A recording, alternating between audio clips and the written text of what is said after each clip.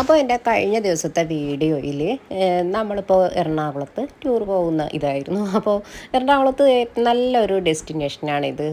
നമുക്ക് ഈവനിങ്ങിനാണെങ്കിലും അല്ലാത്ത സമയത്താണെങ്കിലും. ഇപ്പോൾ ഇവിടെ നമ്മൾ വന്നത് വൈകിട്ടാണ് വന്നത്. അപ്പോൾ എറണാകുളത്ത് കുമ്പളങ്ങി എന്ന് പറയുന്ന സ്ഥലത്താണ്. കുമ്പളങ്ങി നൈറ്റ്സ് എന്ന് പറയുന്ന ഇവിടെ ഷോപ്പ് ഇവിടെ കണ്ടില്ല എല്ലാവരും, ഒരു റെസ്റ്റോറൻറ്റ്. അത് രാത്രിയാകുമ്പോഴാണെന്ന് തോന്നുന്നു അവിടെ കൂടുതൽ. അപ്പോൾ ഞങ്ങൾ അവിടെ ചോദിച്ചപ്പോൾ അവർ പറഞ്ഞു ഉച്ചയ്ക്ക് ലഞ്ചൊക്കെ അവിടെ ഉണ്ടെന്ന് പറഞ്ഞിട്ടാണ്. ലഞ്ചും മീൻകറിയൊക്കെ കൂട്ടി നല്ല ഫുഡൊക്കെയാണെന്ന് അങ്ങനെ പറഞ്ഞു. അപ്പോൾ വീക്കെൻഡിൻ്റെയൊക്കെ നമുക്ക് എവിടെയെങ്കിലും കൊച്ചിയിൽ തന്നെ നമുക്കൊരു വൺ ഡേ ഒന്ന് കറങ്ങണമെന്നൊക്കെ തോന്നുമ്പോൾ നമുക്ക് പ്രധാനപ്പെട്ടത് ബീച്ച് ഇതൊക്കെയാണ്. കൊച്ചി ഫോർട്ട് കൊച്ചി പരിസരങ്ങളും ഇതൊക്കെ. പിന്നെ മട്ടാഞ്ചേരി പാലസ് ഉണ്ട്. നമുക്ക് അവിടെ കയറി അത് പഴയ രീതിയിലുള്ള ഒരു ചെറിയ അത്ര വലിയ ഇതല്ല, എന്നാലും നമുക്ക് മട്ടാഞ്ചേരി പാലസ് നമുക്കൊന്ന് കാണാം. പിന്നെ അത് കഴിഞ്ഞിട്ട് മട്ടാഞ്ചേരി അവിടെ തന്നെ ജൂട്ട് സ്ട്രീറ്റ് ഉണ്ട്. അപ്പോൾ അതിലൂടെ പോകുമ്പോൾ നമുക്കൊരു യൂറോപ്യൻ കൺട്രിയിലൂടെയൊക്കെ നമുക്ക് പോകുന്ന ഒരു നല്ലൊരു ഫീലിംഗ് ആയിരിക്കും കേട്ടോ. അപ്പോൾ നല്ല രസമാണ് ജൂട്ട് സ്ട്രീറ്റിലൂടെ നമുക്ക് പോകാനായിട്ട്. വിദേശികളൊക്കെ ഒരുപാടുണ്ട് കേട്ടോ, വിദേശികൾ. അപ്പോൾ നമ്മൾ അതിലെ പോകുമ്പോൾ നമ്മൾ വിചാരിക്കും നമ്മൾ വിദേശത്ത് എവിടെയെങ്കിലും ആണോ വന്നോന്ന് ഇങ്ങനെ വിചാരിക്കും. അപ്പോൾ അങ്ങനെ ജൂട്ട് സ്ട്രീറ്റും കടന്ന് പിന്നെ വേണമെങ്കിൽ മറൈൻ ഡ്രൈവിൽ വൈകുന്നേരം, ആ മറൈൻ ഡ്രൈവിൽ നമുക്ക് വൈകുന്നേരങ്ങളിലാണ് നല്ല അടിപൊളിയായിട്ട് നമുക്ക് ഇരിക്കാൻ കഴിയുന്നത്.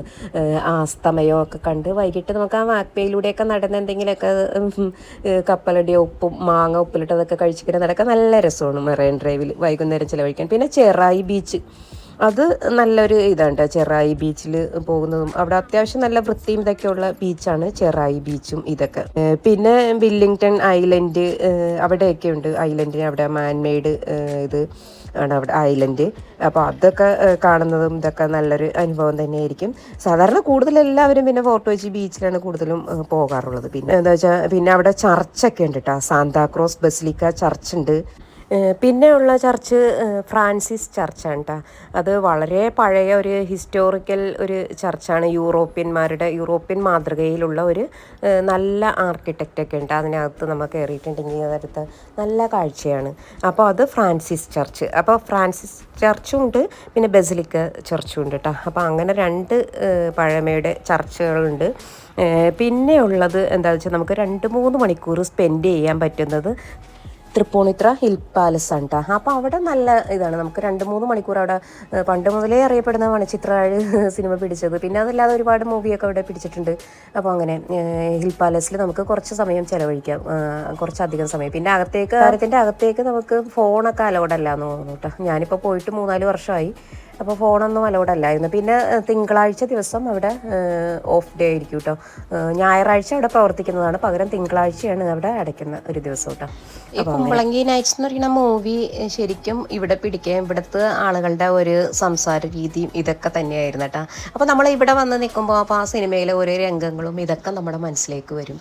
അപ്പോൾ അത് എന്തായാലും ആ മൂവി കണ്ടവർക്ക് എന്തായാലും ഇവിടെയൊക്കെ വരണമെന്നൊക്കെ ആഗ്രഹം ഉണ്ടാകും. അപ്പോൾ എറണാകുളത്ത് അല്ലാത്തവരാണെങ്കിലും ഇവിടെയൊക്കെ വരുമ്പോൾ ജസ്റ്റ് ഒന്ന് ഇത് രാത്രിയൊക്കെ ഇവിടെ സ്പെൻഡ് ചെയ്തില്ലെങ്കിലും ജസ്റ്റ് ഒന്ന് ഇതുവഴിയൊക്കെ വന്ന് ഇതൊക്കെ കണ്ടിട്ട് പോവുകയാണെങ്കിൽ നല്ലൊരു അനുഭവമായിരിക്കും കേട്ടോ ഇത്. അപ്പോൾ ഞങ്ങൾ ചെന്ന സമയത്ത് അങ്ങനെ ഒരുപാട് ആളുകൾ അങ്ങനെയൊന്നും കണ്ടില്ല. പക്ഷേ എന്നാലും റോഡുകളിൽ നീളങ്ങനെ കാറൊക്കെ അങ്ങനെ പാർക്ക് ചെയ്തിട്ടൊക്കെ ഉണ്ടായിരുന്നു.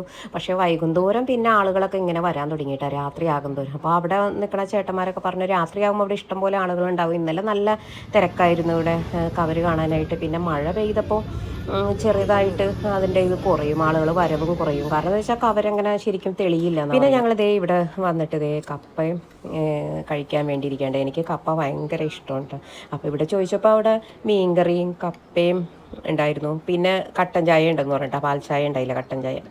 അപ്പോൾ ഒരു ബൗള് കപ്പക്ക് 40 രൂപയായിരുന്നു കേട്ടോ. കപ്പ ഇതുപോലെ ഉണ്ടായി. പിന്നെ കേരക്കറി ഒരെണ്ണം വാങ്ങിച്ചിരുന്നു. അപ്പോൾ ഇവർക്കൊന്നും വേണ്ട, കപ്പ അത്ര ഇഷ്ടമല്ല, വേണ്ടാന്നൊക്കെ പറഞ്ഞിരുന്നതാണ്. എന്നിട്ട് അവർ കൊണ്ടുവന്ന് വെച്ചപ്പോൾ അത് കണ്ടപ്പോൾ ആദ്യം തന്നെ അവരെടുത്ത് കഴിക്കാൻ, ഞാനത് പറയുമായിരുന്നു അവരുടെ അടുത്ത്. അപ്പോൾ ഇനി കഴിക്കുകയാണെങ്കിൽ വേണമെങ്കിൽ വാങ്ങിക്കാമെന്നുള്ള രീതിയിലാണ്. പക്ഷേ അത് ഞങ്ങൾക്ക് കഴിച്ചപ്പോൾ തന്നെ വയറ് നിറഞ്ഞിട്ടാ. പിന്നെ കട്ടൻ ചായയും കുടിച്ച്.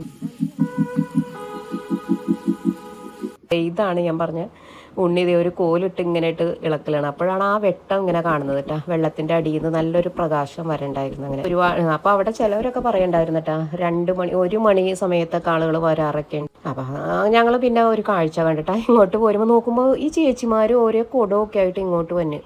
അപ്പോൾ എന്താണെന്നറിയാൻ വേണ്ടി ഞങ്ങളും ഇങ്ങനെ വന്ന് ചോദിച്ചിട്ടാ. അപ്പോൾ അവരെന്താ പറയണേന്ന് നമുക്ക് നോക്കാം. അപ്പോൾ ഈ മീൻ എങ്ങനെ വിൽക്കും? കലൂരാ?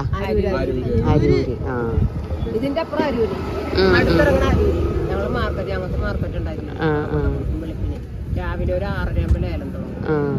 കരിമീനൊക്കെ എന്ത് വില? കരിമീൻ ലേലമാണ്, കിലോ 700 ആണ്. ആ, ഫ്രഷ് കിട്ടൂലോ പെടക്കണത്. അപ്പൊ ഈ കൊടായിട്ട് ഇറങ്ങൂ. ഞാൻ ഇവിടെ വച്ചേക്കണാണ്ട് പുറത്ത് ഇതിനകത്ത് ഉണ്ടെന്ന് കരുതിയാണ്ടോ നോക്കി. നിങ്ങൾ ഈ സമയത്തൊക്കെ വച്ചോണ്ടിരിക്കുകയാണെങ്കിൽ ഇവിടെ വരുന്ന ആളുകളൊക്കെ വാങ്ങിച്ചോണ്ട് പോകും. ആ ആ, ഇവിടെ അടുത്താണോ വീട്? ഇവിടെ കവരൊക്കെ എപ്പോഴുണ്ടാവണേ?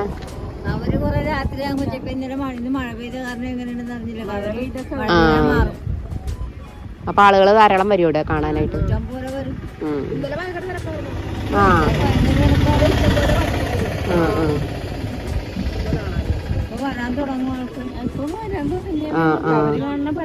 ഞങ്ങള് വൈകിട്ട് വന്നത് അവ പോകാന്ന് ഓർത്തിറങ്ങിയത്.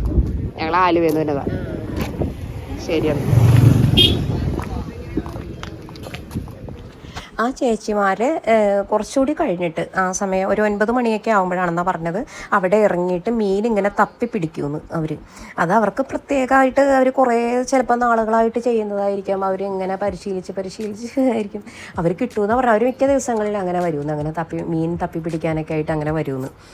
എന്നിട്ട് അവർ മാർക്കറ്റിൽ കൊണ്ടുപോയി വിൽക്കും. കരിമീനും ഇതൊക്കെ കിട്ടുമെന്നാണ് പറയണത്. പക്ഷേ നമുക്ക് കാണാൻ പറ്റിയില്ല കേട്ടോ. ഇനിയിപ്പോൾ 1 മണിക്കൊക്കെ ആയിരിക്കും കയറണത്. അവർ പിടിച്ചിട്ട് 1 മണിയൊക്കെ ആവും അവർ കയറുമ്പോൾ. അപ്പോൾ വലിയ കലങ്ങളായിട്ട് അവരവിടെ വന്ന് നിൽക്കുകയായിരുന്നു.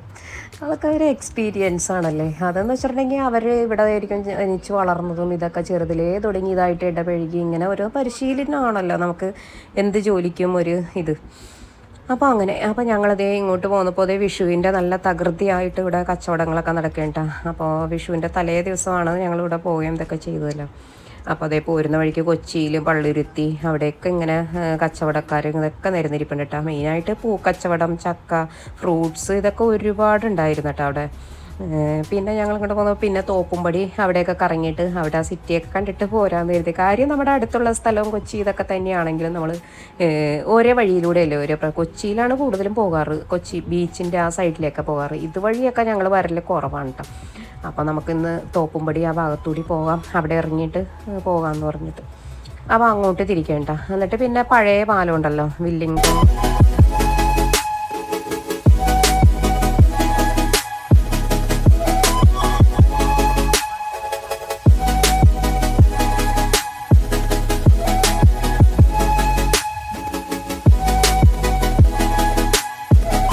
തോപ്പുംപടി അരിയത്തോട് ഇങ്ങനെ പോകുമ്പോൾ അവിടെ ഒരു ഷോപ്പും പിന്നെ അവിടെ എന്തോ ഫെസ്റ്റിവൽ ഷോപ്പിംഗ് മേള 49 രൂപയെന്നൊക്കെ ബോർഡ് കണ്ടു.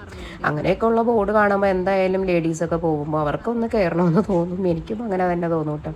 അപ്പോൾ പറഞ്ഞപ്പോൾ പിന്നെ അവിടെ നിർത്താമെന്നും പറഞ്ഞ് വണ്ടി അവിടെ തിരിച്ചു വന്നിട്ട് പിന്നെ സൈഡിൽ പാർക്കിങ്ങിൽ അവിടെ നിർത്തിയിട്ട വണ്ടി.